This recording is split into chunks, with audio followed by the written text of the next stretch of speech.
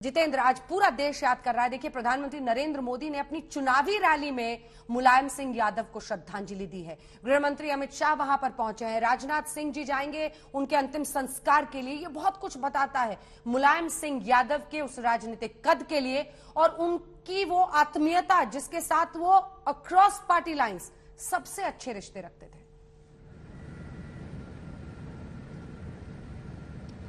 बिल्कुल अंजना, सभी पार्टियों के जो नेता हैं वो लगातार श्रद्धांजलि दे रहे हैं मुलायम सिंह यादव का। सबसे बड़ी बात यह है कि अक्रॉस दी पार्टी उनकी एक जो छवि थी उस छवि को लेकर के अलग अलग राजनीतिक पार्टियां जो हैं अपने बयान दे रहे हैं। सबसे बड़ी बात यह है कि उन्होंने जो अपना सफर शुरू किया था सैफई से वो दिल्ली तक पहुंचे और किस तरीके से उन्होंने पूरे देश में अपनी राजनीति का परचम उन्होंने लहराया।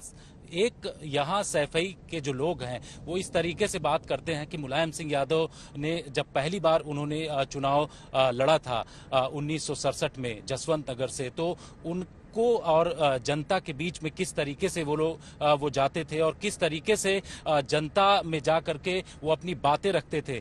जमीन के नेता थे, इसीलिए मुलायम सिंह यादव को धरती पुत्र कहा जाता है। यहाँ जो जानकारी मिल रही है कि इन्हीं रास्ते के जरिए उनको उनके पार्थिव शरीर को सैफई ले जाया जाएगा। मैं इस वक्त आगरा की तरफ बढ़ रहा हूँ और यहाँ से सीधे 50 से 60 किलोमीटर की जो दूरी है वो सैफई की है आगरा से, और पार्थिव शरीर जो है मेदांता से निकलेगा। उसके बाद फरीदाबाद होते हुए जो एक्सप्रेस वे है उस रास्ते को तय करते हुए सीधे सैफई पहुंचेगा और कल शाम 3 बजे के आसपास जो है वो अंतिम संस्कार किया जाएगा मुलायम सिंह यादव का। तो इस तरीके से ये पूरा इस रूट को जो है वो तय किया जाएगा।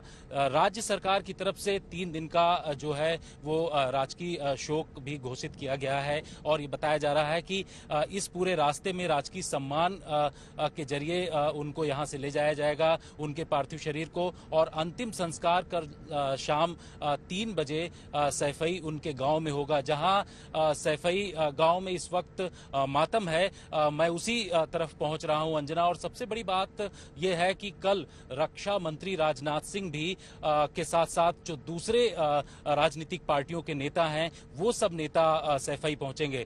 तो मुलायम सिंह यादव का जिस तरीके का कद था उस कद को देखते हुए सभी राजनीतिक पार्टियों के जो नेता हैं वो अपनी अपनी बातें रख रहे हैं। प्रधानमंत्री नरेंद्र मोदी ने भी अपनी श्रद्धांजलि अर्पित की। इसके अलावा गृह मंत्री अमित शाह ने उन्होंने भी अपनी श्रद्धांजलि अर्पित की। तो कुल मिलाकर के सभी पार्टियों के नेता अपनी अपनी बातें रख रहे हैं, लेकिन जो रास्ता जो रूट है वो तय कर दिया गया है। इस रास्ते के जरिए एम्बुलेंस के जरिए उनके पार्थिव शरीर को सैफई गांव ले जाया जाएगा। अखिलेश यादव ने भी अब तस्वीरें अपने पिता के साथ अपनी डाली हैं। ट्विटर के जरिए उन्होंने अपने पिता को श्रद्धांजलि दी है। उन्होंने अस्पताल के अंदर की तस्वीरें कुछ ही देर पहले ट्विटर पर डाली है अखिलेश यादव ने।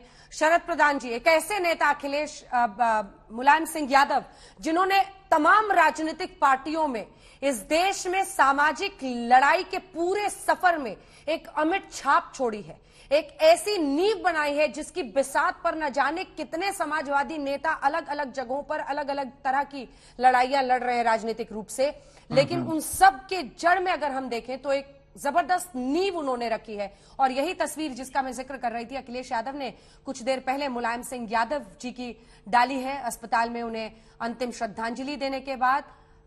ये तस्वीर बेहद भावुक लम्हा, आप सोचिए, क्योंकि वो मुलायम सिंह यादव की ही राजनीतिक विरासत है जिस पर आज अखिलेश यादव खड़े हैं। वो मुलायम सिंह यादव का ही राजनीतिक कद, उनका अस्तित्व, उनका सम्मान, उनकी पहचान जो उत्तर प्रदेश में समाजवादी पार्टी को एक ऐसी जगह, एक ऐसे मकाम पर ले गई जहां पर 3 बार मुख्यमंत्री रहे अखिलेश यादव। ये तस्वीरें आप देख रहे हैं इस वक्त, ये वही तस्वीर है जो अखिलेश यादव ने ट्वीट की है। शरद जी। हाँ, 3 बार मुलायम सिंह यादव रहे, अखिलेश यादव नहीं। ये जो है, मैं ये कहना चाहूंगा कि मुलायम सिंह यादव की एक यूनिक पोजीशन रही है, क्योंकि जिस तरीके से वो राजनीति में आए, जेपी मूवमेंट के जरिए से उनका राइज हुआ। इलेक्शन तो पहली बार उन्होंने 67 में लड़ा था, लेकिन उनका जो राइज हुआ पॉलिटिक्स में वो 77 के बाद हुआ, जब वो इंदिरा गांधी की इमरजेंसी के अगेंस्ट उनको जेल में डाला गया। और उसके बाद उनका जो राइज हुआ, जब जनता पार्टी बनी तो उसमें वो यूपी में मिनिस्टर बनाए गए सन 77 में। और फिर उनका उसके बाद मतलब there was only no looking back, वो बढ़ते ही गए। और उन्होंने जिस तरीके से राजनीति करी, अपनी टर्म्स पे करी। सबसे बड़ी बात यह थी कि उन्होंने अपनी टर्म्स पे राजनीति करी, कभी किसी के दबाव में नहीं करी। और जो उनके अपनी जो उद्देश्य थे, अपने जो प्रिंसिपल्स थे, उन पे वो डटे रहते थे चाहे कुछ भी हो जाए। और उसमें तमाम उन्होंने दोस्त दुश्मन सब क्रिएट किए, लेकिन ये था कि हमेशा आगे देखते रहते थे, पीछे की तरफ मुड़ के नहीं देखते थे। और यही चीज थी जिसके जरिए से उन्होंने अपने नए अलायंसेस बनाए, समाजवादी पार्टी को खड़ा किया ऐसे स्तर पे कि वो राष्ट्रीय पॉलिटिक्स में भी रेलेवेंस उसकी क्रिएट हो गई। वरना आमतौर पे रीजनल पार्टीज अपने आप को इस तरीके का नहीं बना पाती हैं कि नेशनल लेवल पे उनकी रेलेवेंस हो। और यही वजह थी कि वो उत्तर प्रदेश के 3 बार मुख्यमंत्री रहने के बाद वो के बीच में ही वो देश के रक्षा मंत्री भी रहे। लेकिन उनकी, और जब जब उनकी एडवर्सिटी कोई होती थी, उनके खिलाफ कुछ, तो उससे निकलना वो जानते थे। वो जो आपने कहा कि वो पहलवान थे, और उनके बारे में मशहूर था कि एक वो धोबी पाट करके एक दांव होता है कुश्ती में, ट्रेडिशनल कुश्ती में, जिसके वो एक्सपर्ट थे। तो वो जब लगता था कि बिल्कुल गिर गए, तब वो पलट करके वो धोबी पाट चलाते थे और दूसरों को, अपने विरोधियों को हरा देते थे। और वही चीज उन्होंने जो कि कुश्ती के अखाड़े में सीखी, वही राजनीति में फॉलो करी। जब जब ऐसा लगता था कि मुलायम सिंह का फॉल हो गया है, वो वापस वहां से इमर्ज होते थे। और यही उनकी पूरी कहानी भी है। लोग समझ नहीं पाते थे, एक स्वस्थ भी थे वो, और उन्होंने जो फैसला लिया पिछली बार ही कि अखिलेश यादव को वो सत्ता सौंप देंगे, लोग समझ नहीं पा रहे थे। अपने बहुत करीबियों से भी उन्होंने छुपा कर रखी थी ये बात। ये बताता है सही वक्त पर सही दाव खेलने का उनमें हुनर था। बिल्कुल शरद जी, छोटा सा।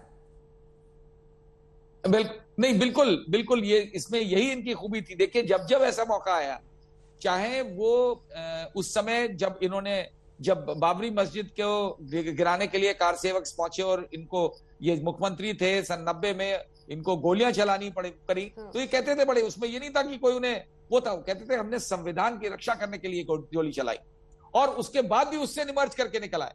उसके बाद आप देखिए, उससे पहले जब विश्वनाथ प्रताप सिंह ने उनको, अजीत सिंह को रखा उत्तराधिकारी चरण सिंह के लेगेसी का, और उनको बनाने का प्रयास किया उत्तर प्रदेश का मुख्यमंत्री, तो मुलायम सिंह उखड़ गए। उन्होंने वीपी सिंह को भी डिफाई किया और अल्टीमेटली अपने आप को स्थापित किया एज चीफ मिनिस्टर। तो कई दशकों के राजनीतिक पन्नों से की कल्पना नहीं की जा सकती। भारतीय राजनीति के कई दशकों की जो पूरी बिसात बिछी और जो राजनीति हुई, उसकी कल्पना नहीं की जा सकती है मुलायम सिंह यादव के बिना। ऐसा उनका योगदान रहा है।